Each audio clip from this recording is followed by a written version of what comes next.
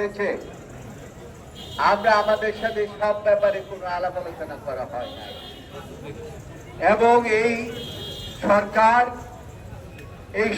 কোনো নির্বাচিত সরকার না, গণতন্ত্রের প্রক্রিয়ায় নির্বাচিত সরকার না। তাদের নামই হয়েছে অন্তর্বর্তীকালীন সরকার।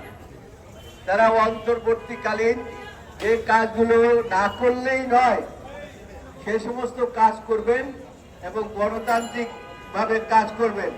আপনারা এর উপরে বক্তব্য রাখবেন। এই ব্যাপারে আজকে আমি জানতে পেরেছি যে একটা পার্মানেন্ট প্রসিকিউটর সিস্টেম তারা করতে যাচ্ছে, অর্থাৎ আইনজীবী ল অফিসার যারা তাদেরকে অফিসার হিসাবে পাবলিক পার্মানেন্টলি নিয়োগ দেবে এই আইন মন্ত্রণালয়। কাজে আমি বক্তাদেরকে বলবো, আপনারা তো বিচার বিভাগের নিয়োগের ব্যাপারে বলবেন, কিন্তু সাথে সাথে আপনারা এই ব্যাপারটি যদি ঘটে যায়, এই প্রক্রিয়া কিন্তু আওয়ামী সরকাররাও চেয়েছিল, আমরা করতে দেই না, প্রতিবাদ করেছি। আজকে আপনারা সেই ব্যাপারে কথা বলবেন।